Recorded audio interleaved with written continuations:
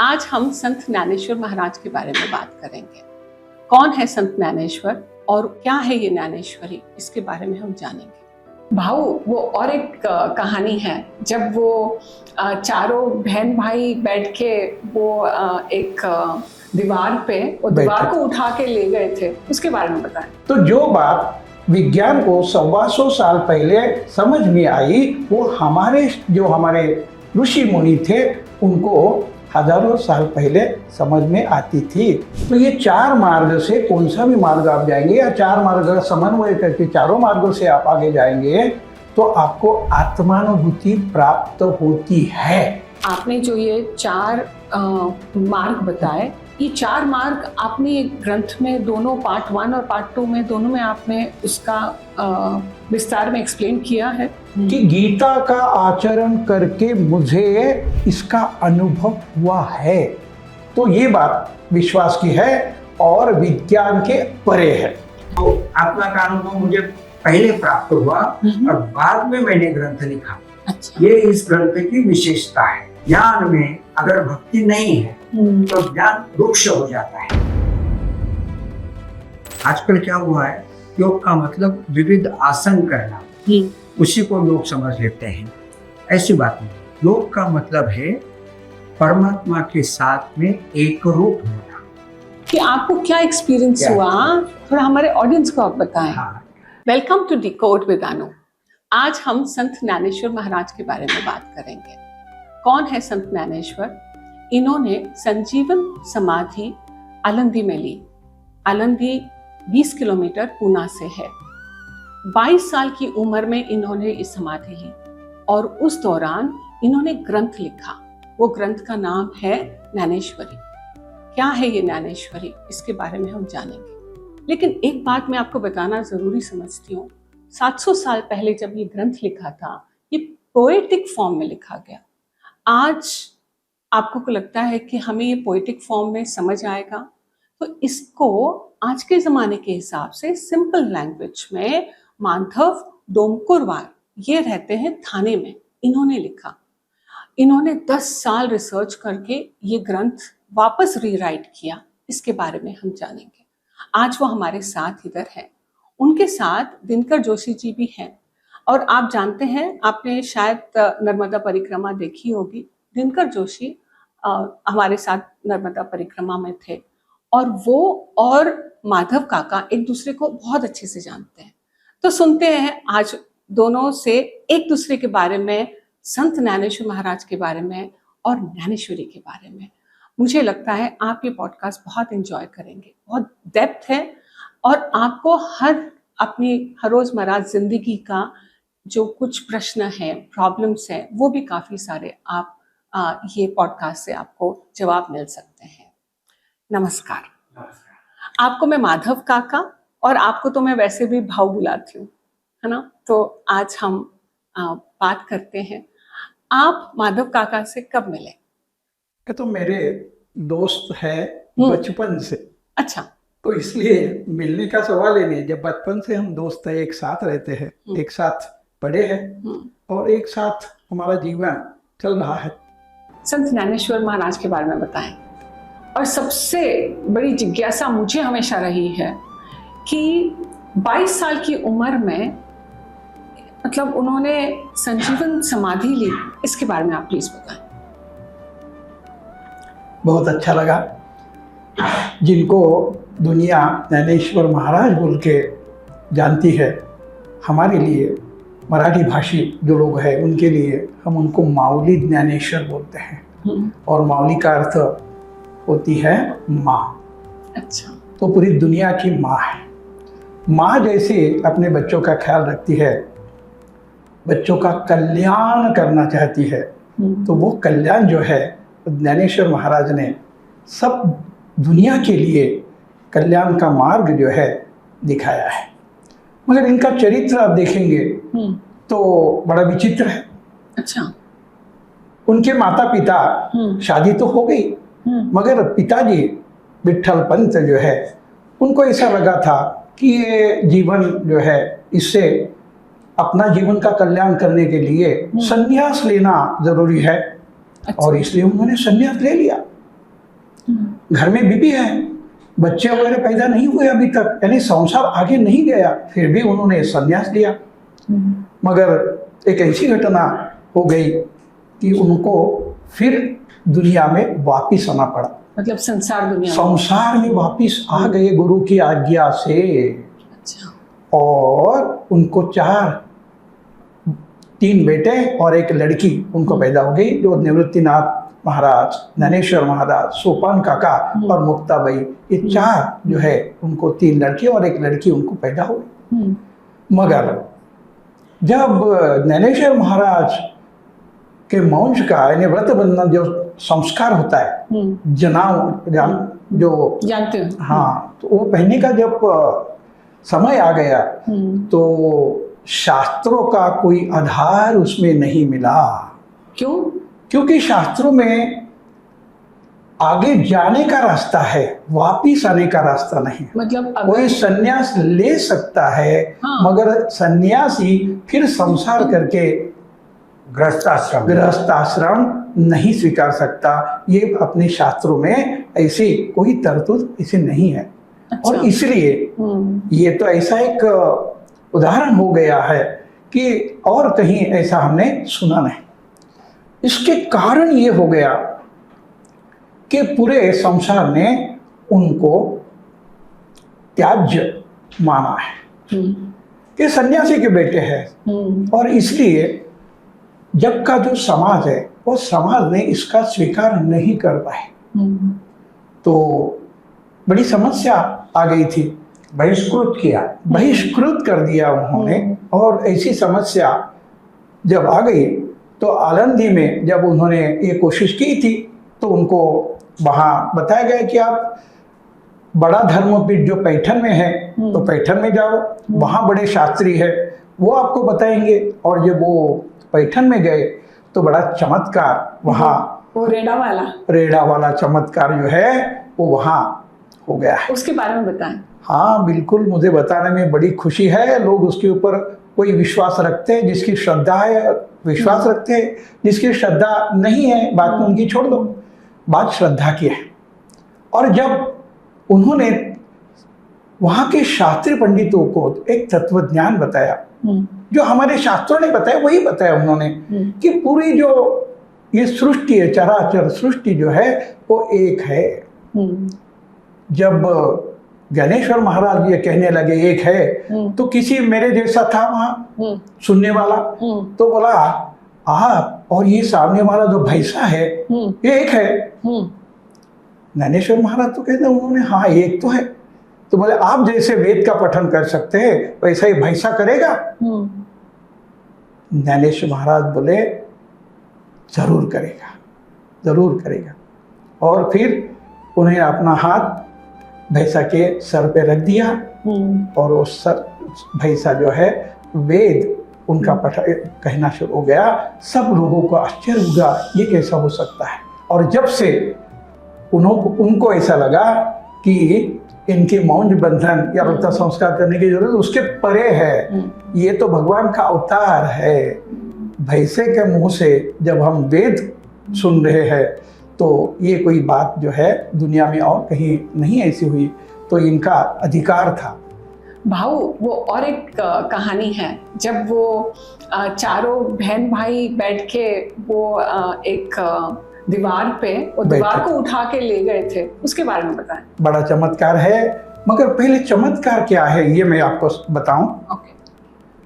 हम चमत्कार किसको बोलते हैं कि हमारी एक साइंस की परिभाषा है, और ये परिभाषा में जो बात बैठती नहीं उसको हम चमत्कार कहते हैं। सिंपल। और जब आज भी हमें वो चमत्कार लगता है, क्यों? 200 साल पहले 150 साल पहले टीवी नहीं था, मगर संजय ने जो रणभूमि में जो कुछ हुआ वो उनको देख भी सकते थे, सुन भी सकते थे। और उन्होंने धृतराष्ट्र को जैसे बताया, जब तक टीवी का हमें मालूम नहीं था तब तक हमें ऐसा लगता था कि ये ऐसी बात कही गई है, हम विश्वास नहीं करते थे। मगर जब हमने टीवी देखना शुरू कर दिया तो हमें उसका चमत्कार जो है वो समझ में आया। तो कोई भी सीमा होती है, और विज्ञान की सीमा जब तक है तब तक विज्ञान इसका अर्थ जब तक नहीं बताएगा तब तक हमें ऐसा लगता है या तो ये बात झूठी है, एक दीवार चलाना एक बात झूठी है, नहीं तो अंधश्रद्धा है। हाँ। मगर हम ये नहीं सोचते कि विज्ञान के परे कुछ है। मैं एक छोटी बात बता के आगे जाता हूँ। हमारे शास्त्रों ने बताया कि जो आकाश है इसका रंग नीला है। कब बताया? हजारों साल पहले बताया। मगर विज्ञान कब पहुंचा? 125 साल पहले जब हम अंतराल में पहुंचे तब पता चला कि आकाश नीला है नहीं। तो जो बात विज्ञान को 125 साल पहले समझ में आई वो हमारे ऋषि मुनि थे उनको हजारों साल पहले समझ में आती थी कि आकाश नीला नहीं है। तो ये जैसा विज्ञान का मर्यादा है, विज्ञान जब तक उसका संशोधन करके बताती नहीं, उसका एनालिसिस नहीं करके बताते तब तक हमें उसको चमत्कार लगता है और इसलिए कोई लोग उसको विश्वास करते, कोई लोग विश्वास नहीं करते। तो ये बात विश्वास की है और विज्ञान के परे है। तो ये बात समझ के आगे अपने को उसकी कहानी उसका आस्वाद लेना है। जब रेड़ा अपने मुंह से वेद पठन कर रहा है तो ये बात पूरे भारत में फैल गई और एक ऐसे चांददेव बोल के एक बहुत बड़े योगी थे जिनके आयु मर्यादा 1400 साल बताई जाती है। उसके ऊपर भी हम विश्वास करते हैं क्योंकि विज्ञान के पास उसका जवाब नहीं है, इसलिए चमत्कार, मगर हम मानते हैं। तो जब उनको ऐसा लगा कि मुझे ज्ञानेश्वर महाराज को मिलना है, उनके पास जाना है, वो तो बड़े ज्ञानी हैं, मगर जब वो पहुंचे तो कैसा पहुंचे? बाघ पे सवार, हाथ में सांप, चाबुक बोल के उन्होंने लिया था। उनके भक्त जो है उनके साथ चालू थे, जय जयकार चालू थी और उनको लगा कि दुनिया का मैं सबसे बड़ा ऐसा हूँ, योगी हूँ, मेरे जैसा कोई नहीं होगा। अपने ऐसा ऐश्वर्य का जो है सब लोगों को दिखाते दिखाते वो आनंद में पहुंचे। उस समय ज्ञानेश्वर महाराज अपने दोनों भाई के साथ, बहन के साथ एक दीवार पे बैठे थे और दीवार को उन्होंने बताया कि भाई हमें उनका स्वागत करना है और उनके सामने जब जाना है तो चल, तू ही चल हमारे साथ। तो दीवार जो है वहां से चांददेव पास के आ गई। तो चांददेव को ये चमत्कार क्यों बताना पड़ा ज्ञानेश्वर महाराज को? क्योंकि चांददेव बहुत बड़े ज्ञानी थे और उनका ज्ञान इतना था कि उनके साथ शास्त्राचार्य भी करते, शास्त्रों की बात बताते बताते बताते बताते बहुत समय बीत जाता था और चांददेव जो है समझ सकते थे या नहीं ये नहीं बोल सकते। तो इसलिए उन्होंने चांददेव को और पूरी दुनिया को समझने के लिए दीवार को बताया, चल तो तुझे चलना है। और दीवार चलते चलते चांददेव के पास आ गई।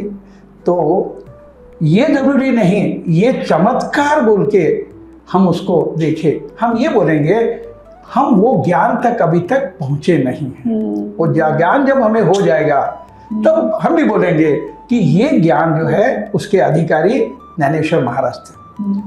तो ये हो गया उनका चमत्कार का बात, मगर समाज ने उनको स्वीकारा नहीं था। उनको खाने का या जब भिक्षा भी मिलती थी तो पूरे समाज ने उनको बहुत सारा परेशान उनको किया था। ऐसा होने के बावजूद जब उनको ऐसा लगा कि गीता लोगों को समझानी है, क्योंकि गीता हाँ हमारे पूरे वेदांतों का सार है, उपनिषद का सार है, उसको अर्क बोलते हैं, अर्क है और ये तो संस्कृत में है और ये समझाने के लिए उनको ऐसा लगा। और क्यों लगा? क्योंकि गीता युद्ध कैसे करना है ये नहीं बात बताती है। गीता बताती है हमारे जीवन का कल्याण कैसा हो। अर्जुन का कोई ऐसा सवाल नहीं है कि मैं युद्ध कैसा करूं, उनका सवाल है मेरे जीवन का कल्याण कैसा हो। तो गीता में एक नहीं 4 मार्ग बताए जीवन कल्याण के और ये लोगों को समझाना है। तो इसलिए उनको माऊली जो हम कहते हैं, माँ जो कहते हैं, माँ अपने बेटे की ऐसी तरह जो है चिंता करती है, उसका कल्याण हो, माँ जैसी समझती अपने बेटे का कल्याण हो, तो उनको ऐसा लगा कि पूरे जनता का कल्याण हो, और इसलिए उन्होंने ये गीता जो है मराठी में समझाई है। गीता तो 700 श्लोक की है, और महाराज ने, ज्ञानेश्वर महाराज ने 9033 ओवी जिसको कहते हैं, 3.5 मात्रा जैसी ओंकार की होती है, ऐसी वो भी 3.5 मात्रा की होती है। जैसे हमारे मित्र ने अभी बताया था, तीसरा चौथा जो चरण होता है वो आधा चरण होता है, 3.5 मात्रा में वही बताई गई है। और ये ज्ञान जो है ज्ञानेश्वर महाराज ने जो दिया है, वो ज्ञान ऐसा ज्ञान है कि जो भगवान गोपाल कृष्ण ने अर्जुन को समझाते समझाते कुछ बातें जो बताने की रह गई, वो बराबर ज्ञानेश्वरी में आई है। और ऐसा जो ज्ञान उन्होंने दिया है, तो उसका जो पसाय दान बोल के उसने आखिरी प्रार्थना है कि ये जो हमारा ज्ञान यज्ञ पूरा हो गया है, हमें प्रसाद चाहिए। तो प्रसाद उन्होंने अपने लिए, अपने कुटुंब के लिए, अपने समाज के लिए, अपने देश के लिए नहीं, उन्होंने पूरे विश्व के कल्याण के लिए उन्होंने पसायदान मांगा है। तो ये इतना बड़ा कार्य कौन कर सकता है? माँ अपने बच्चों के लिए कर सकती है, और ये जो है कार्य उन्होंने किया है। मगर 700 साल हो गए, महाराज ने, ज्ञानेश्वर महाराज ने जो गीता का अर्थ 700 साल पहले बताया था, जबकि लोग तो समझ गए, मगर आज हम समझने में हमारा ज्ञान कम पड़ता है, और इसलिए और आसान भाषा में और आज की भाषा में ये लोगों तो पहुंचाना, ये उद्देश्य लेके हमारे मित्र ने ये ग्रंथ का निर्माण भगवान की कृपा से, माउली की कृपा से किया है। और ये ग्रंथ में आपका उल्लेख है, जो आपने इनका भी उल्लेख लिखा है, ऐसा क्यों? ये सवाल तो मेरे लिए बहुत महत्वपूर्ण सवाल है। ऐसा होता है कि गीता और ज्ञानेश्वरी, उसका प्रयोजन क्या है, उद्देश्य क्या है? उद्देश्य है आत्मानुभूति प्राप्त करना है, और उसके लिए 4 मार्ग बताए। भक्ति है, कर्म है, ध्यान है और ध्यान है। ये 4 मार्ग है। मगर ऐसा हुआ है क्या? भक्ति है, भक्ति, कर्म, ध्यान और ज्ञान। पहला ज्ञान से शुरुआत है, अध्याय 2 जो है ज्ञान का है। तो ज्ञान की विगर जो है, भक्ति जो है, क्या बोलते हैं उसको, आंधड़ी है, आंधी है। और वैराग्य के बिगर भक्ति कैसी है, लंगड़ी है, लूड़ी है। तो ये सब समझाने का जो कोई प्रयास उन्होंने किया है, तो वो प्रयास जो है वो ज्ञानेश्वरी बोल के हमारे सामने आया है। अभी भाऊ, आपने जो ये 4 मार्ग बताए, ये 4 मार्ग आपने ग्रंथ में दोनों पार्ट 1 और पार्ट 2 में, दोनों में आपने उसका विस्तार में एक्सप्लेन किया है। हाँ, गीता के 4 मार्ग है। गीता ने जो 4 मार्ग बताए हैं, ज्ञान योग, भक्ति योग, कर्म योग और ध्यान योग, ये 4 योग है। योग का क्या मतलब है? आजकल क्या हुआ है, योग का मतलब विविध आसन करना, उसी को योग समझ लेते हैं। ऐसी बात नहीं है। योग का मतलब है परमात्मा के साथ में एक रूप होना। संस्कृत का शब्द है योग, युज इस धातु से वो आया है, और योग का मतलब परमात्मा के साथ एक रूप होना। तो आप कर्म के साथ से अगर एक रूप होते हैं तो उसे कर्म योग कहते हैं। अच्छा, मैं थोड़ा सा आपको यहाँ पर रोकती हूँ। अभी जो वारकरी संप्रदाय है वो भक्ति मार्ग पे है ना? तो इसके बारे में भी थोड़ा सा आप बताएं या आप बताएं। मेरा सवाल जो है वो जरा अधूरा रह गया। मैं जवाब मेरा वो ये कि मेरा उसमें कुछ अभिप्राय जो ग्रंथ में आया है वो क्यों आया है, उसका जवाब देना मेरा बाकी है। तो उसका कारण ये हुआ कि प्रयोजन क्या है ज्ञानेश्वरी का और गीता का। तो ये 4 मार्ग से कौन सा भी मार्ग आप जाएंगे, या 4 मार्ग का समन्वय करके चारों मार्गों से आप आगे जाएंगे, तो आपको आत्मानुभूति प्राप्त होती है। बट चारों मार्ग बिल्कुल इक्वल प्रोपोर्शन में होने चाहिए या नॉट नेसेसरी। एक तो कोई भी एक मार्ग का आप करो, प्रयास करो तो भी मिलेगा। 4 मार्गों का प्रयोग एक साथ करना ये गीता का कहना है। मुझे अलग बताना बात है, मैं क्यों प्रेरित हुआ उनको बताने के लिए। उसका कारण ये कि कोई सवाल कोई पूछेगा कि ठीक है कोई बात नहीं, गीता ने तो ये बताया, ज्ञानेश्वरी ने ये बताया कि आपको आत्मानुभूति प्राप्त होती है करके, किसको हुई क्या? तो उसका जवाब है हमारे मित्र। और जब उन्होंने ये ग्रंथ का निर्माण जब कर रहे थे तब उनके मन में एक कसक थी। उनको ऐसा लगा कि अपने मुंह से मुझे आत्मानुभूति प्राप्त हुई ये बताना बड़ी मुश्किल बात है। अच्छा, उसको आत्मश्लाघा, स्वस्तुति ऐसा बोलते हैं। अरे स्वस्तुति तो बड़ा दोष है। तो ये उनको बताना ये था कि गीता का आचरण करके मुझे इसका अनुभव हुआ है। तो उनका सवाल मेरे साथ ये था कि मैं लोगों को बताऊं या नहीं बताऊं। तो मैंने उनको ये सलाह दी कि आपको बताना जरूरी है। वैसे शंकराचार्य भी कहते हैं कि कोई ग्रंथ का अभ्यास करेंगे, आप पढ़ेंगे, रट करेंगे, इतने से कुछ काम नहीं होता। जैसे क्रोसिन जो है, हमको क्रोसिन का जाप करके कोई आपका टेम्परेचर जाएगा? नहीं जाएगा। इसलिए क्रोसिन लेना पड़ता है, इसलिए साधना करनी पड़ती है। और साधना करके किसी को आत्मानुभूति जब प्राप्त होती है तो बताना भी चाहिए। क्यों? क्योंकि वो जो ग्रंथ है, जैसा गीता है या ज्ञानेश्वरी, ये ग्रंथ हमें आचरण करने के लिए या साधना करने के लिए प्रेरित यदि करेंगे, किसी को उसका फल मिला है ये मुझे पता चला तो मैं वो रास्ते से जाऊं ना। तो इसलिए मेरी सलाह ये रही कि उन्होंने अपना अनुभव ग्रंथ में लिखना चाहिए। और इसलिए वो तो अपने मुंह से नहीं बता सकती, इसलिए मैंने अपना अभिप्राय वो ग्रंथ के ऊपर इसलिए ऐसा दिया है कि ये अपनी स्वस्तुति लोग पाठक जो है, पढ़ने वाले, ग्रंथ पढ़ने वाले हैं, उन्होंने गलती नहीं करना है कि ये स्वस्तुति है। आत्मश्लाघा जिसको बोलते हैं, ये आत्मश्लाघा नहीं है। ये ग्रंथों को ऊंचा उठाने के लिए कि ये ग्रंथ ये अनुभव देने वाले ग्रंथ है और ये मैंने अनुभव किया है, तो ये उन्होंने लोगों को बताना चाहिए। ये मेरा कहना था। रामकृष्ण हरि।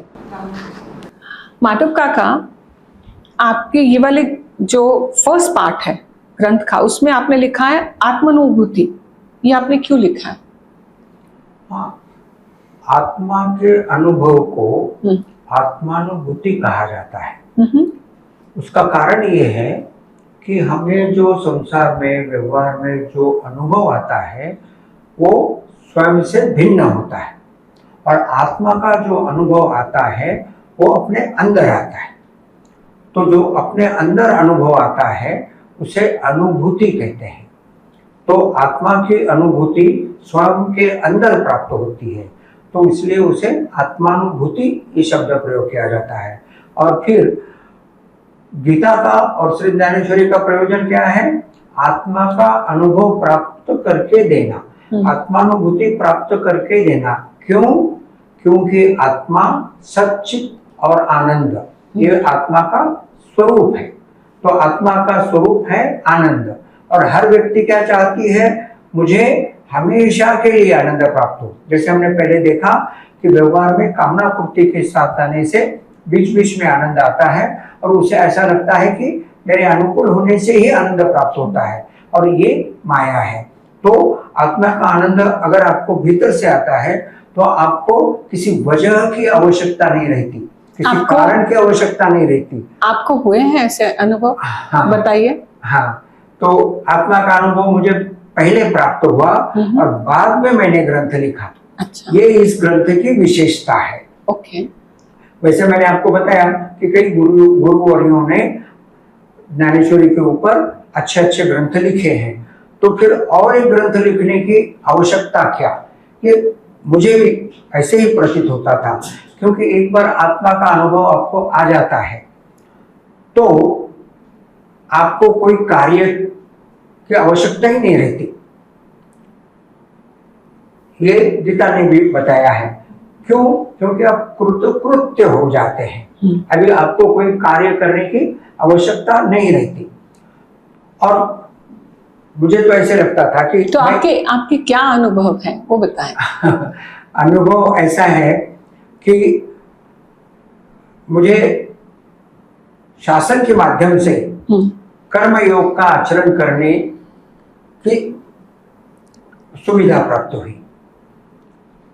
तो कर्म योग का आचरण करने, और वैसे जैसे इन्होंने बताया कि 24 साल की आयु में मुझे ऐसा लगता था कि रास्ते और बंगले बनाओ, इरिगेशन के प्रोजेक्ट बनाओ, जिसको ज्यादा मान्यता है उन इंजीनियर को आजू बाजू में जो है सब में ज्यादा मान सम्मान है, और पानी के बारे में मान सम्मान किया तो कहीं इसमें टीका ही ज्यादा होती है।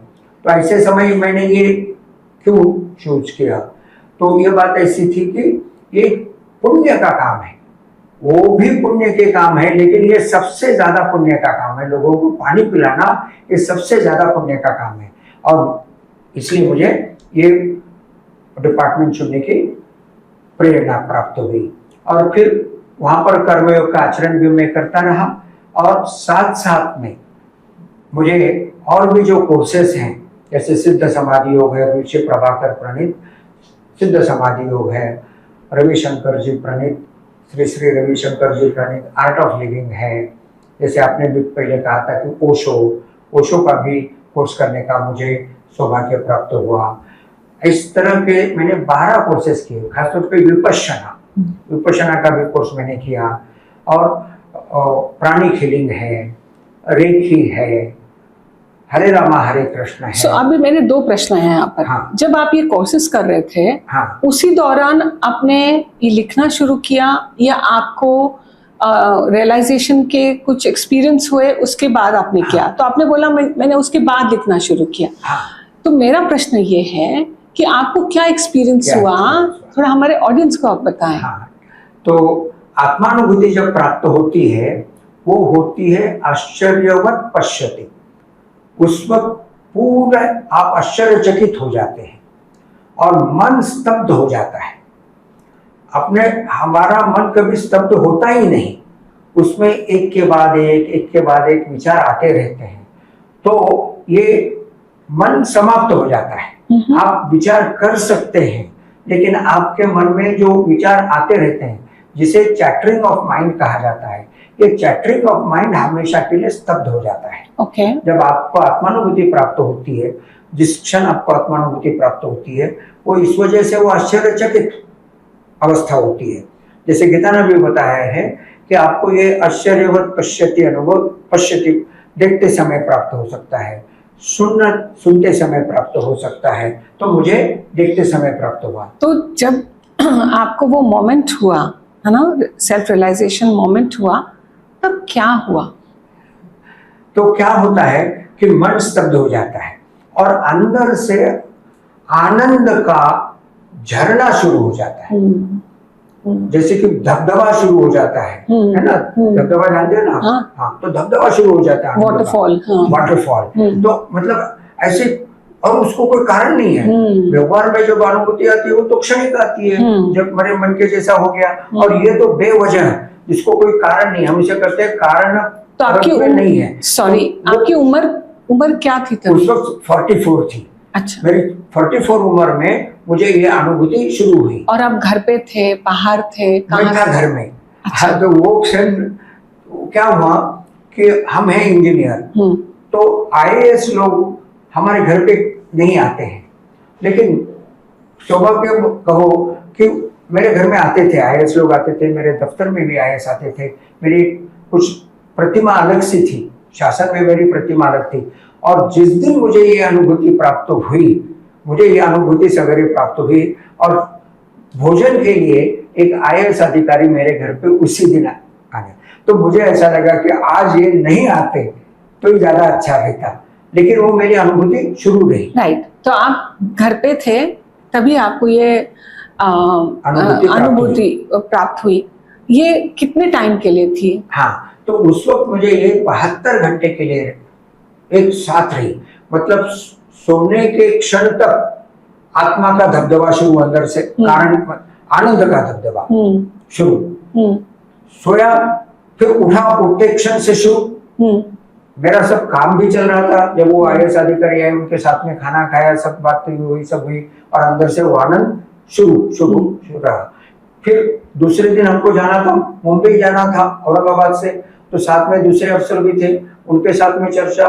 फिर मुंबई में हम गए तो वहाँ पे यूनियन की मीटिंग थी। यूनियन की मीटिंग में तो बहुत कोलाहल सा होता है, तो मुझे लगा ये कोलाहल में मेरी अनुभूति शायद हो जाए, लेकिन 72 घंटे वो चले।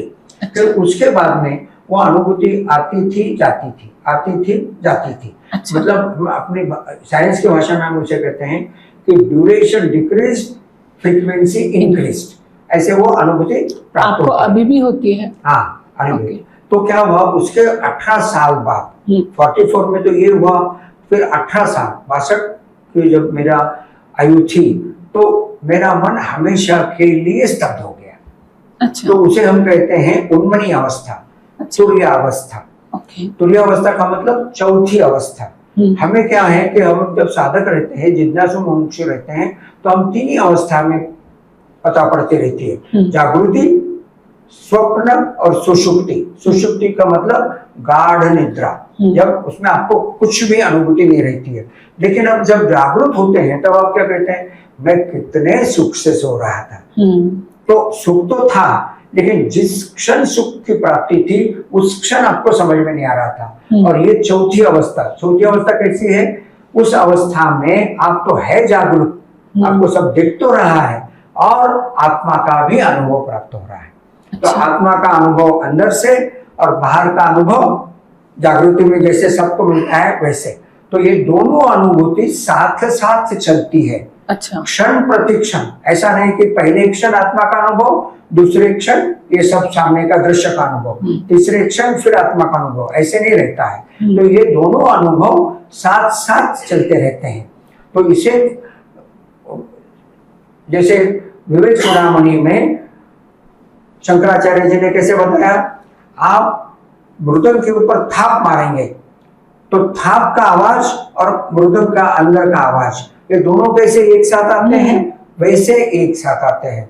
जैसे उपनिषदों में बताया है कि 2 पक्षी जैसे एक पेड़ पर है, उस दृष्टांत से बताया गया है। मौली ने क्या बताया है, एकासनी, एक ही आसन के ऊपर आपके हृदय में ये अनुभव आता है। तो आपको ये फील होता है कि सेल्फ का भी आपको एक्सपीरियंस फील हो रहा है, एंड एक्सटर्नल का भी आपको एक्सपीरियंस फील हो रहा है। तो लोगों को देखने में हम वैसे ही हैं जैसे कि आप हैं, तो वो ऐसे ही रहता है, लेकिन अंदर से हमें आत्मा का अनुभव क्षण प्रतिक्षण सहजता से, बिना सायास, कोई अनायास आता है। अच्छा, मैं थोड़ा सा और इसको समझने की और कोशिश करती हूँ।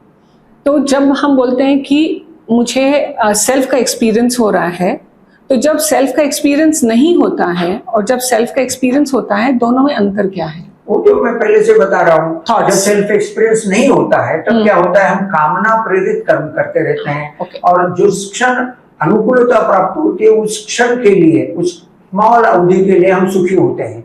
फिर बाद में दूसरी इच्छा मन में आती है और उस इच्छा पूर्ति के पीछे हम जाते हैं, फिर दूसरा क्षण हमें सुख आता है। तो ये जो साइकिल है, कम सुख और 2 सुख के बीच में कष्ट, ये साइकिल समाप्त होता है और आप हमेशा के लिए सुखी हो जाते हैं। और गीता का प्रयोजन ही ये है कि सबको सुखी करना है। आपके फर्स्ट खंड में, है ना, ये वाले, यहाँ पर मैं देख रही हूँ कि जो वारकरी संप्रदाय है उनके कुछ पिक्चर्स हैं, है ना, और जो सेकंड पार्ट में है वहां पर आपने अलग लोगों के पिक्चर्स डाले हैं, वो भी मैं बताती हूँ। दिखाइए ना। हाँ, दिखाइए। अच्छा, दिखाती हूँ। ये अच्छा दिखा देती हूँ मैं। ये वाले हैं जो वारकरी संप्रदाय के गुरुवर्य है, जिनकी ज्ञानेश्वरी हमने पढ़ी। हाँ, और तो उसका थोड़ा सा मैं विस्तार बताइए, करना प्लीज, चाहूंगा। प्लीज। तो ऐसा हुआ कि जैसे संसार में मैं कैसे आगे गया ये इन्होंने बताया, अध्यात्म में मैं आगे कैसे गया ये कुछ तो पूर्व जन्म का भी होगा। मेरा जन्म ऐसे घर में हुआ कि जहाँ पे वारकरी संप्रदाय की भक्ति थी। अच्छा। और साखरे महाराज की जो ज्ञानेश्वरी है, जो सबसे पहले ज्ञानेश्वरी आई, जिसमें हर एक मूवी का अनुवाद हिंदी में मराठी में उन्होंने किया है। तो ऐसे जिन्होंने लिखी है ज्ञानेश्वरी, ये हमारे जो गुरुवर्य हैं, तो ये गुरुवर्य का हमने यहाँ पे ये लिखा है।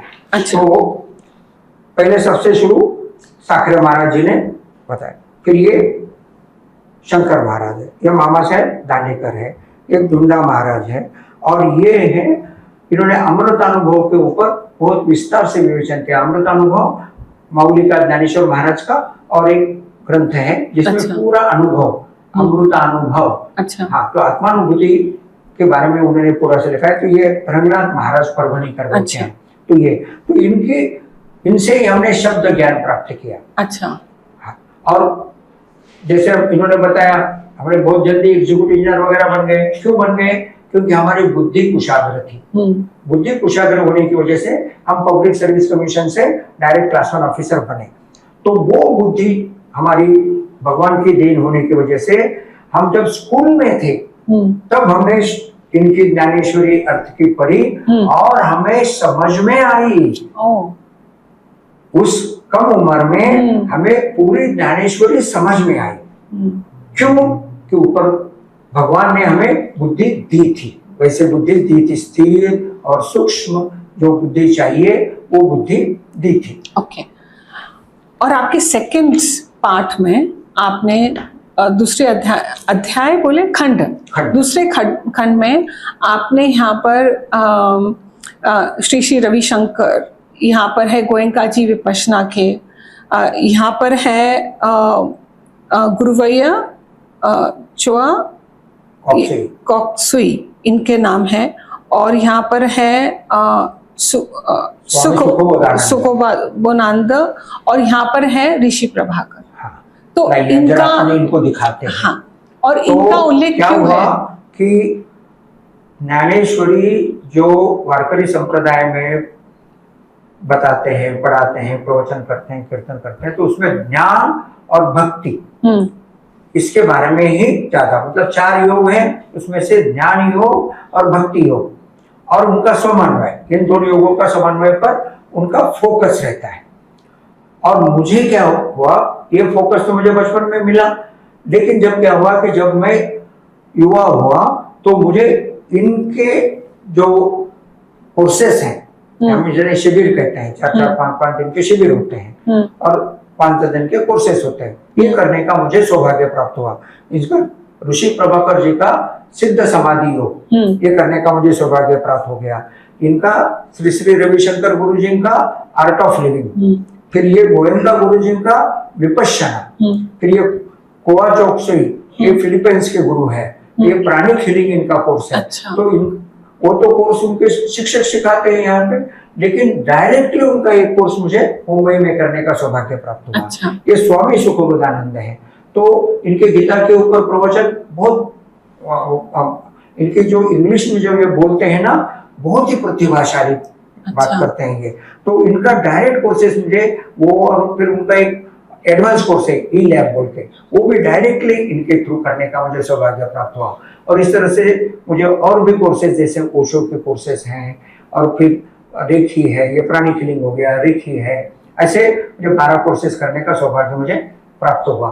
तो ये हुआ कि मुझे कर्मयोग शासन में काम करते हुए वो सौभाग्य प्राप्त हुआ, कर्मयोग का आचरण करने का सौभाग्य। इनके वजह से इनके मुझे ध्यान योग, अच्छा, मैं पारंगत हुआ, और वारकरी संप्रदाय की ज्ञानेश्वरी में ज्ञान योग और भक्ति योग है, उससे मैं हुआ। तो मुझे ये चारों मार्गों का समन्वय करने का सौभाग्य मुझे प्राप्त हुआ, और ये चारों मार्गों के समन्वय से मैं मेरी जब आयु 44 साल की थी, जैसे मैंने आपको बताया, आत्मानुभूति प्रथमता प्राप्त हुई और 18 साल के बाद में मुझे हमेशा के लिए अनुभूति में मैं स्थित हो गया।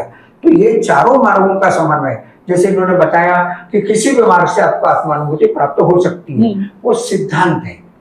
लेकिन अगर आप चारों मार्गों का अगर आप समन्वय करेंगे तो आपको आत्मानुभूति प्राप्त होने की, अखंडित आनंदावस्था प्राप्त होने की शक्यता कई गुना बढ़ जाती है। जैसे इन्होंने क्या बताया, अगर भक्ति में अगर ज्ञान नहीं है तो भक्ति अंधी है, अगर भक्ति में वैराग्य नहीं है तो वो लंगड़ी लूली है। तो वैसे ज्ञान में अगर भक्ति नहीं है तो ज्ञान रुक्ष हो जाता है।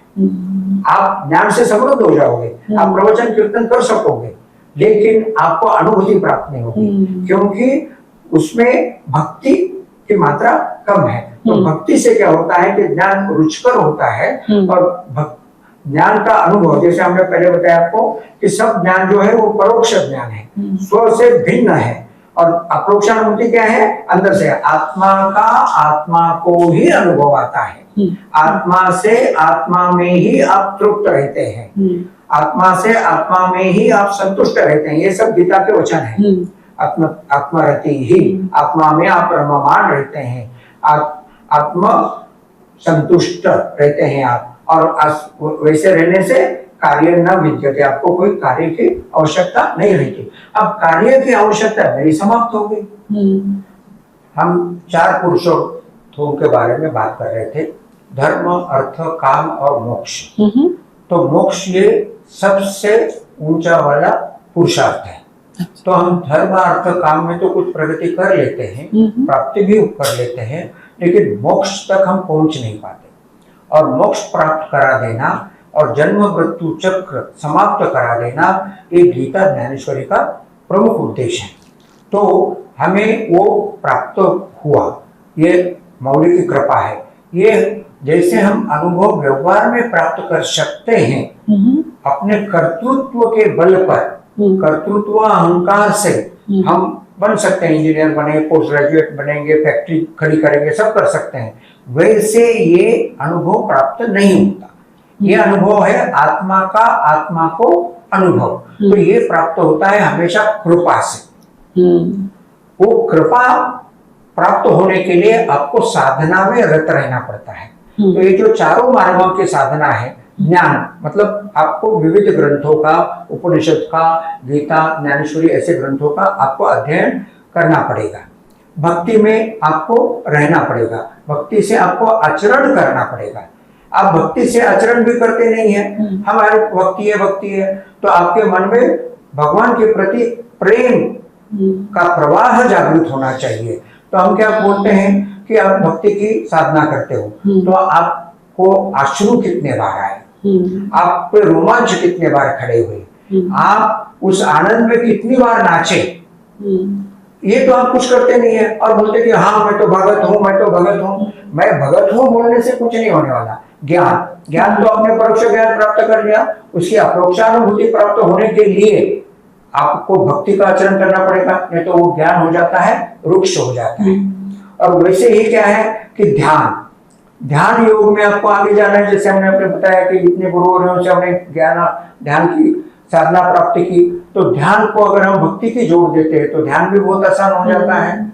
कर्म को अगर हम भक्ति के जोड़ देते हैं तो कर्म भी आसान हो जाता है। कर्म कैसे आसान हो जाता है, आप दूसरों के लिए काम करना है, आपको जनहित में आपको काम करना है, तो आपके सामने वाले जो व्यक्तियां हैं वो सब आपको भगवंत रूप अगर दिखाई देगी तो आप उनको कितने अच्छे से सेवा करेंगे और उसके बदले में आप क्या चाहेंगे, कुछ नहीं, क्योंकि आप भगवान का भगवान को दे रहे हो।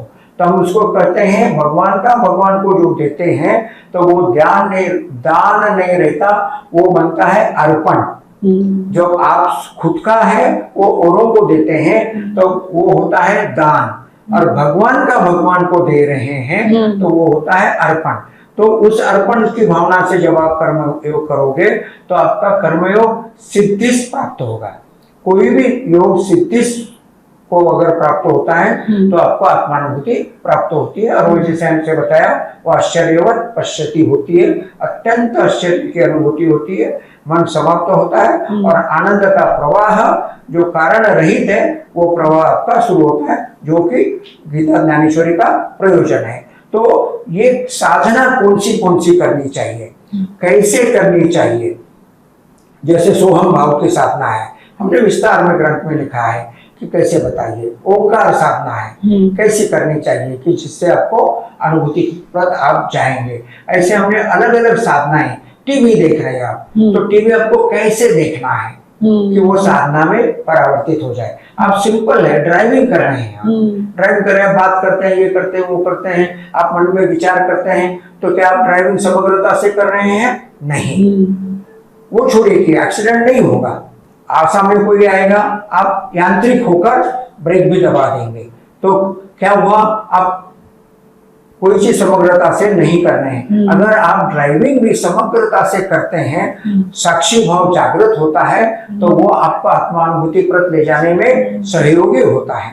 तो आपको साक्षी भाव में हमेशा के लिए स्थित रहना है, समग्रता से देखना है। तो क्या होता है कि साक्षी और काम करने वाला जीव, ये दोनों अलग होता है। तो साक्षी देखेगा और जीव कर्म करेगा, और ये दोनों एक साथ होगा। तो साक्षी जो आत्मा का स्वभाव है वो आपको आनंद की प्राप्ति कर देगा, और जीव जो आपको शरीरेंद्रिय है, मन बुद्धि चित्त अहंकार या अंतकरण है, ये सब मिलके जनहित काम करेंगे। माधव काका, जब साक्षी भाव में जब कोई स्थित होने की कोशिश करता है तो उसे क्या करना चाहिए? अवेयरनेस, साक्षी भाव समझने में अपने को कभी कभी तकलीफ होती है, कभी कभी इंग्लिश बड़ी सहायता करती है।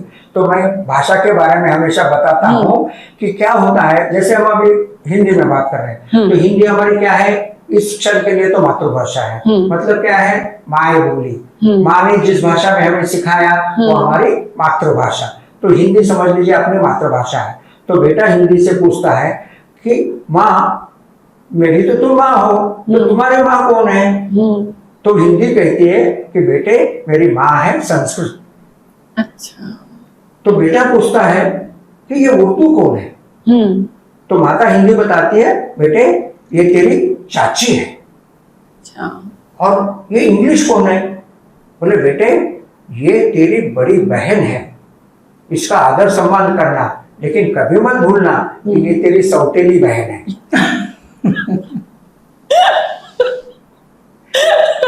अच्छा, और ये मराठी कौन है? तो बेटे ये तेरी मौसी है। अच्छा, एक ही मौसी है क्या मुझे? नहीं, तुम्हें कई मौसियां हैं, कन्नड़ी है, तेलुगु है, गुजराती है, बंगाली है, पंजाबी है, भोजपुरी है, ये सब तेरी मौसियां हैं। इनसे हमेशा प्यार करते रहना और सबके साथ प्यार रहना। तो ये है हमारी भाषाओं की विविधता और भाषा से आई हुई अध्यात्म को समृद्धता। हर एक भाषा में वहां के गुरुओं ने आध्यात्मिक ज्ञान को समृद्ध किया। जैसे हमने बताया ना कि इंग्लिश में स्वामी सुखबोधानंद ऐसी फर्डी इंग्लिश में बोलते हैं, क्या बोलते हैं? गीता के ऊपर अध्ययन करते हैं। तो ऐसे अलग अलग भाषाओं के लोगों ने किया। फिर हमने क्या, जब सब भाषाओं के लोगों से हमने ध्यान में हम जब समृद्ध हुए और सब जब हम इधर आए, अनुभूति के बाद में जब हम इधर आए, तब हमें पता पड़ा कि जो ध्यान, जैसे हमारे ऋषि प्रभाकर जी बताते हैं, आर्ट ऑफ लिविंग बताते हैं, स्वामी सुखदेव, उसका सबका उगम ज्ञानेश्वरी में है। मतलब कहाँ है? सनातन धर्म में है। सनातन धर्म में जैसे बताया गया ध्यानाभ्यास, जैसे बहुत लोग वारकरी संप्रदाय के क्या बोलेंगे, ध्यान बहुत कठिन होता है, ध्यान बहुत कठिन होता है, मन को स्थिर करना बहुत कठिन है, छोड़ो उसको, ज्ञान और भक्ति से देखो। तो हमने ये बताया कि ध्यान भी जो आज के गुरुओं ने सिंपल कर दिया है, जैसे सिद्ध समाधि योग का कोर्स आपने किया, तो आपको समाधि लगने लगती है, ध्यान लगने लगता है। तो वो सब वैसे ही मौली ने इसमें समृद्ध कर दिया है। तो क्या क्या, तो मौली ने जो जो साधन बताए, साधनाएं बताई, तो वो हमने इसमें विस्तार से बताया। हाँ, लेकिन वो प्रश्न अभी भी है। बताइए।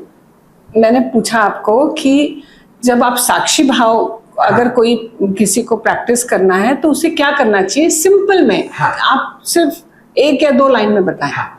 आपको सचेत और सजग रहना है, दक्ष रहना है कि मैं साक्षी भाव में रहूं। साक्षी भाव का मतलब पहले समझ लीजिए। साक्षी भाव का मतलब क्या है? आप समंदर के किनारे खड़े हैं, आप लहरों को देख रहे हैं, तो आप लहरों के आकार के बारे में सोचते हो क्या? नहीं। देखते हो, आनंद में रहते हो, समग्रता से देखते हो। उस वक्त अगर आपको आजू बाजू के बारे में मन में ख्याल आएंगे तो क्या होगा? आपका साक्षी भाव डिस्टर्ब हो गया। तो आपको साक्षी भाव में रहने का मतलब क्या है? जैसे आप समंदर में या किसी जलाशय में लहरों को देखते हैं, या आप अपने गच्ची के ऊपर बादलों को देखते हैं, छत के ऊपर सोकर आप बादलों को देखते हैं, तो आप बादलों में आकार अगर नहीं ढूंढेंगे तो क्या हो गया? वो हो गया साक्षी भाव। तो इस साक्षी भाव से आपको हमेशा रहना है, जागरूक रहना है, आपको यांत्रिकी पद्धति से बहाव नहीं करना है। इसका मतलब जब क्रोध आता है तब साक्षी भाव में रहना चाहिए। ये क्रोध है। हाँ, और साक्षी भाव में उसे निरंतर देखना चाहिए, अवेयरनेस। तो मैं क्रोध में क्रोध रहित कैसे हो, इसकी साधना भी मौली ने बताई है, जो हमने विस्तार से बताई है, तो 2 मिनट में वो हम आपको बता देते हैं। तो क्रोध आता है, जो भी कोई अच्छा आदमी है उसको तो क्रोध आता है। क्रोध आता है और क्रोध जाने के बाद में क्या होता है? उपरति। उपरति क्या होती है? अरे यार, मैं इतना क्रोध नहीं करता तो ठीक था, मैं क्रोध ही नहीं करता तो ठीक था, करता भी तो इतना नहीं करता तो ठीक था, अरे मेरी ही गलती थी, क्रोध मैंने किया। ये क्या है? ये सब हम क्या बोलते हैं इसको? विपरति। विपरति का भाव हुआ। तो ओशो समझाते हैं कि साइकिल क्या है? साइकिल ही है कि क्रोध और उपरति दोनों मिला के साइकिल है। क्रोध आ रहा है, बाद में उपरति आ रही है, क्रोध आ रहा है बाद, तो गया कहाँ? क्रोध गया ही नहीं ना। आप क्रोध के ऊपर विजय प्राप्त नहीं कर पाए, तो करना क्या है आपको? तो क्रोध की साधना ऐसी सिंपल सी है कि आपके मन में जब जब क्रोध आया था वो 2-4 पॉइंट्स आप लिख लीजिए और वो क्रोध को मन में लाइए। तो अभी तो आर्टिफिशियली ला रहे हैं, घटना तो घट चुकी है, अभी क्रोध को लाइए मन में। लाने के बाद में जो जिसको ऊंचाई पर ले जा सकते ले जाइए और साक्षी भाव जागृत कर दीजिए, वो फटाक से नीचे आ जाएगा। पहले कैसा था? क्रोध बढ़ते बढ़ते बढ़ते गया और समाप्त होने में बहुत टाइम लगाया। तो आप उसको पीक पे लेके आते हैं, पीक पे ले जाएगा और फिर एकदम से साक्षी भाव एकदम नीचे। तो ये क्या हो गया? फिर आपको समझ में आ गया कि जब क्रोध आता है तो मुझे क्या करना है? साक्षी भाव जागृत करूंगा तो वहां पे, तो मैं यहाँ से पैर जाऊंगा। But it's practice. हाँ, तो प्रैक्टिस कैसे करते हैं? उसको क्या कहते हैं? साधना। अध्यात्म में क्या कहते हैं? प्रैक्टिस को साधना कहते हैं, है ना? कोई ऐसी आसान सी साधना है। आसान मतलब ठीक है, जितनी आसान है उतनी वो साधना को हर रोज करना चाहिए, और फिर ही हम साक्षी भाव में स्थित हो सकते हैं। एक प्रश्न आपसे रह गया है, संत ज्ञानेश्वर ने संजीव समाधि ली थी, उसके बारे में बताएं। ये संजीवन समाधि क्या होती है ये बताना जरूरी है। वैसे संतों की अनेक समाधियां हमने देखी है। 3 प्रकार की समाधि होती है।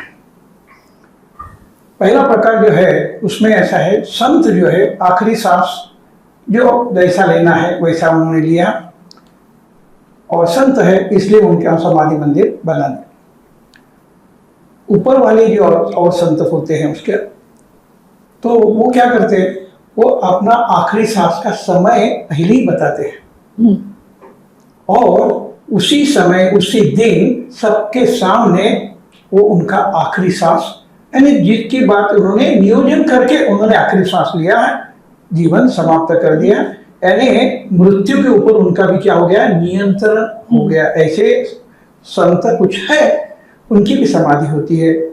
और तीसरी जो समाधि है जिसका ज्ञानेश्वर महाराज के साथ संजीवन समाधि जो कहलाती है, वो ये समाधि, जब उनको पता चला कि 22 साल हो गए, जीवन का कार्य पूरा हो गया, अभी आगे जीवन व्यतीत करने में कोई अर्थ नहीं, कोई कारण नहीं, कोई प्रयोजन नहीं, तो उन्होंने अपना जीवन जो है समाप्त करने का निर्णय लिया। और कहते हैं पंढरपुर पे गए वहाँ जो हमारे पांडुरंग है उनसे अनुमति ली और आनंद जी में उन्होंने समाधि ली। कैसी ली समाधि? अपने पैरों से चलते चलते गए गुफा में चले गए, और गुफा में जब वो बैठे तो क्या होता है समाधि, तो हमारा ये पंच महाभूता से बना हुआ शरीर, अब ये पंच महाभूत जो है विसर्जित करना है। मगर संजीवन समाधि और दूसरे प्रकार की समाधि जब बताई, इसमें फर्क ये है कि अभी भी संत ज्ञानेश्वर महाराज अपना जो शरीर है वो धारण कर सकते हैं। उन्होंने शरीर विसर्जित किया है, यानी क्या किया है, पंच महाभूत वहां से निकल पड़े हैं, फिर भी वो एक बार जमा कर सकते हैं और फिर अपना शरीर धारण कर सकते हैं। ऐसा हुआ है 350 साल के बाद जब एकनाथ महाराज आए तो उनको ऐसा दर्शन ज्ञानेश्वर महाराज ने दिया है। तो इस संजीवन समाधि जो है ये इसकी अपूर्वता है। ये उसका जो शरीर है, उनका जो शरीर है वो समाप्त नहीं हुआ, ना उसका दहन किया है, ना उसका कोई हमने अंतिम संस्कार किया नहीं है। तो ये जानते हुए ये शरीर का विघटन और फिर उसका एक संगठन दोनों भी करने की शक्ति जो है संजीवन समाधि में है। और इतिहास में ऐसा हुआ कि कुछ लोगों को ये सब झूठ लग रहा था, फिर उन्होंने अपने, तो एक थोड़ा सा मैं डालूंगा उसमें, जो चैतन्य है आज भी वहां पे है। जो शरीर के जो 5 महाभूत है, पानी पानी में चला गया, आकाश आकाश में चला गया, ऐसे 5 चले गए, तो शरीर तो नहीं रहा लेकिन चैतन्य है। जो वो चाहते हैं तो फिर से शरीर धारण कर सकते हैं। तो वो शरीर धारण करे या ना करे, वहां पे चैतन्य है। और उस चैतन्य को आज का साइंस भी मीटरिंग करके वाइब्रेशंस के द्वारा ग्रहण कर सकता है और बता सकता है कि भाई यहाँ के जो वाइब्रेशंस है वो बाहर की जगह से अलग है और यहाँ पे कृपा है। चैतन्य है का मतलब कृपा है। तो आप आशीर्वाद, अब उनके सामर्थ्य है, भगवान का सामर्थ्य कितना होता है, अमर्याद होता है, तो वो कितनों को ऊपर भी कृपा कर सकते हैं। वो कोई खत्म होने की, समाप्त होने की बात नहीं है। तो ऐसी संजीवन समाधि है। तो मैं यहाँ पर मैं बताना चाहूंगा, वैसे मैं जैसे बताता नहीं हूँ, मैं यहाँ पे बताना चाहूंगा कि मैं समाधि के ऊपर अभिषेक कर रहा था, एक बार की बात है। तो मुझे अनुभव हुआ कि मैं सजीव के ऊपर हाथ फेंक रहा हूं। जैसे आप अपने इसके ऊपर हाथ फेरेंगे तो अलग होता है। अब ये कितना भी अच्छा रहने दो, एनर्जी है, इसके ऊपर आप हाथ घुमाएंगे तो आपका अनुभव अलग होता है। सजीव के ऊपर आप हाथ घुमाएंगे तो आप, तो वहां पे मैंने दिखाते समय मुझे पूर्णतः ये अनुभव प्राप्त हुआ कि ये सजीव है। तो ऐसी बात है। तो मैं जैसे बता रहा था कि इसमें साधनाएं सब बताई गई है, चारों मार्ग की साधनाएं बताई गई है। बात क्यों आवश्यकता इसकी आन पड़ी ग्रंथ लिखने की? ग्रंथ लिखने की आत्मानुभूति प्राप्त व्यक्तियों की संख्या वैसे भी कम होती है, लेकिन वो इतनी कम रहने की आवश्यकता नहीं है। ये ग्रंथ लिखने का प्रयोजन है। तो कि सेल्फ रियलाइजेशन और लोगों को भी हो सकता है और आज के समय में भी हो सकता है। गीता सिर्फ सैद्धांतिक है, 5000 साल पहले है। आज नमस्कार करो, आज वो अपन प्रैक्टिस भी नहीं कर सकते, आत्मा का अनुभव भी नहीं आ सकता, ऐसे नहीं। इसलिए स्वयं का उदाहरण। और दूसरा ये कि वारकरी संप्रदाय में ज्ञान और भक्ति की प्रमुखता है। बाकी के जो संप्रदाय मैंने बताया, टफलिंग वगैरह जो समुदाय बताया, उसमें ध्यान और कर्म के बीच, खासतौर पर सिद्ध समाधि योग में कर्म की भी बहुत समृद्धि है। तो ऐसे होते थे। यहाँ पर RSS लीजिए, वहां पे कर्मयोग कितना है, सबसे ऊंचा पर है। फिर भी आत्मानुभूति प्राप्त व्यक्तियों की संख्या कितनी है, बहुत कम है। मोदी जी है बस, योगी जी है बस, आशा और 2-4 है बस। तो इनकी संख्या बहुत बढ़ सकती है। ये बढ़ाना भी इस ग्रंथ का प्रयोजन है, ताकि जो ज्ञान और भक्ति में है उनको कर्म योग कैसे करे वो डिटेल में समझ आए, ध्यान योग कैसे करे डिटेल में समझ आए। और जो ध्यान योग में पारंगत है उनको आज क्या है, थोड़ी मन शांति है। मन शांति की वजह से वो व्यवहार में संसार में आगे जा रहे हैं, Correct. एक फैक्ट्री की जगह 2 फैक्ट्री भी बना रहे हैं, Correct. तो उनको भी आत्मानुभूति प्राप्त होने की संधि प्राप्त हो। ऐसे सभी जो मार्गों के लोग हैं उनको सुसमन्वय करके आत्मानुभूति की संधि जास्त प्राप्त हो और आत्मानुभूति प्राप्त। आप ऐसा समझ लीजिए ना कि मोदी जी के जैसे और 1000 लोग मिल जाएंगे, तो देखते देखते पूरे विश्व में जो है आत्मानुभूति फैल जाएगी। तो ये वाली बात है, यही इसका प्रयोजन है। सो आपको ये बहुत ही सुंदर मूर्ति है, तो आपको ये किसी ने गिफ्ट दी, आपको कहाँ से ये मिली? ये हम इनको माऊली प्रत्यक्ष आई है ऐसा ही हम मानते हैं। तो क्या हुआ कि औरंगाबाद में एक के पास में फाइबर की बनी हुई मूर्ति है, तो उनके सपने में माऊली का ये रूप आया और उन्होंने सुनील देवरा बोल के जो शिल्पकार है, तो उनको वो बताते गए, उन्होंने मूर्ति बनाई और वो जो बनी फाइबर की, तो उसकी कई रिप्लिकेशंस बना के कईयों के पास में चली गई, लेकिन मार्बल में उन्होंने खुद मूर्ति बहुत कम बनाई। तो सुनील देवरा जी जो है वो अपना जो संसद है, नया संसद भवन है, उसके ऊपर 195 टन की और मेरे ख्याल से काफी ऊंची 30 फुट या शायद ऐसी कुछ ऊंचाई है, वो जो 4 सिंह हैं चारों बाजू से, वो जो शिल्प, इतना बड़ा शिल्प जिनके प्रमुख थे वो है सुनील देवरा। तो उन्होंने वो वहां पे शिल्प किया। तो बाकी तो मैं नहीं बताऊंगा, लेकिन फिर उन्होंने ये मूर्ति अपने हाथ से बनाई और अपने पत्नी के साथ मेरे घर पर आकर मुझे दी। तो हम ऐसा उस वक्त ये भी थे, तो हम मानते हैं कि ये प्रत्यक्ष में हमारे यहाँ पे माऊली जी आई है। आप फोकस भी कीजिए और माऊली को दिखाइए कि वो मूर्ति कितनी सुंदर है, सजीव है। सुंदर तो होती है लेकिन सजीव है। तो ऐसा हमें माऊली ने अनुभव प्राप्त किए और वो हमने माऊली ने जो प्राप्त किए वो अनुभव जो हमें प्रसाद के रूप में माऊली से प्राप्त हुए, वो प्रसाद का प्रकटन इस ग्रंथों में हमने किया, ताकि वो सभी साधनाएं सुखोपाय सुगम्य है। सुसुखम करतुम, भगवान जी का शब्द क्या है गीता में, सुसुखम करतुम। तो सुखोपाय सुगम्य, इसका जो भाषांतर है उन्होंने कहा है कि सुखोपाय सुगम्य है। वो सभी साधनाओं का प्रकटन माऊली ने हमको किया। कब किया? हमें आत्मानुभूति प्राप्त होने के बाद में एक एक साधना, जिसको आज के इसमें हम प्रोसेसेस भी बोलते हैं, तो एक एक विस्तार से बताया कि ऐसी ऐसे, जैसे हमने बताया ना सोहम भाव है, ओंकार साधना है, वो सब बताई, वो हमने इसमें प्रचित की और लोगों को आत्मानुभूति प्राप्त होने के लिए प्रसाद रूप में जो हमें प्रकट हुआ वो हमने इसमें प्रकट किया। जैसे बताया हमने, हमें स्टेनो बना के माऊली ने हमसे लिखवा लिया। उम्मीद करते हैं कि अभी आपको संत ज्ञानेश्वर महाराज के बारे में बहुत कुछ मालूम हुआ। आप जरूर अलंदी विजिट करें, ज्ञानेश्वरी हो सके तो रीड करें। आपका यहाँ आना, थैंक यू, हाँ शुक्रिया। आपने यहाँ आके अपना समय और अब इस ज्ञानेश्वरी के बारे में, संत ज्ञानेश्वर महाराज के बारे में विस्तार में बताया, उसके लिए शुक्रिया, थैंक यू। बहुत बहुत धन्यवाद। धन्यवाद। आपके माध्यम से माऊली का ज्ञान सबको मिले, इसी प्रार्थना के साथ में, मतलब पसायदान के साथ में हम इस एपिसोड को समाप्त करें। हाँ, पसायदान से पहले मैं अपने ऑडियंस को बोलना चाहूँगी कि अगर आपको कुछ क्वेश्चंस हैं, आपको कुछ कमेंट्स पास करना है, आप प्लीज़ बिलो डिस्क्रिप्शन पे सब्सक्राइब भी करें, हमें क्वेश्चंस भी पूछें, कमेंट्स भी दें, ताकि अगर आपको कुछ मोर इन्फॉर्मेशन चाहिए, मैं माधव काका और भाव से पूछ के भी आपको बता सकते हैं। थैंक यू, धन्यवाद। माऊली का पसायदान।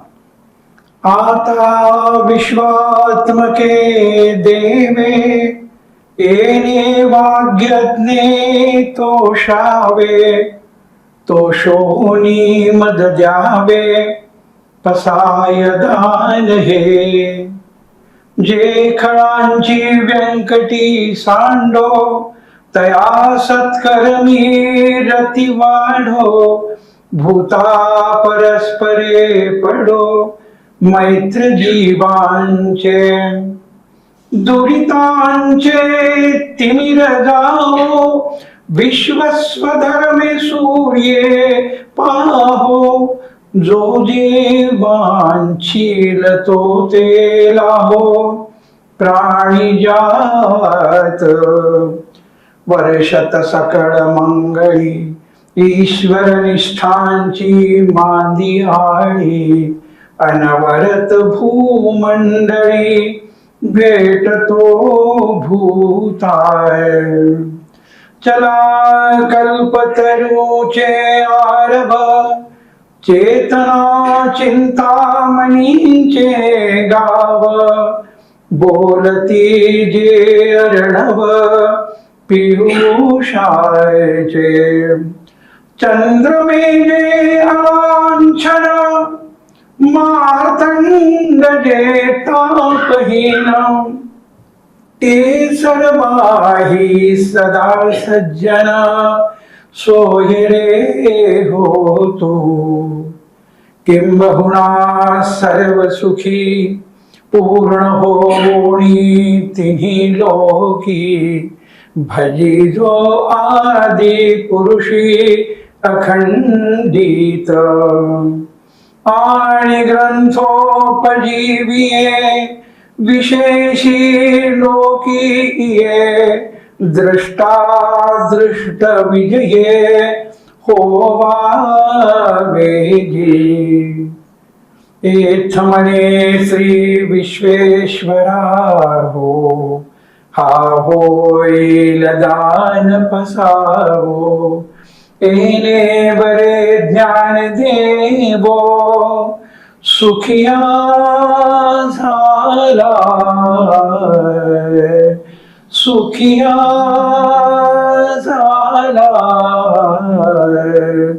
सुखिया झाला. माझी माऊली.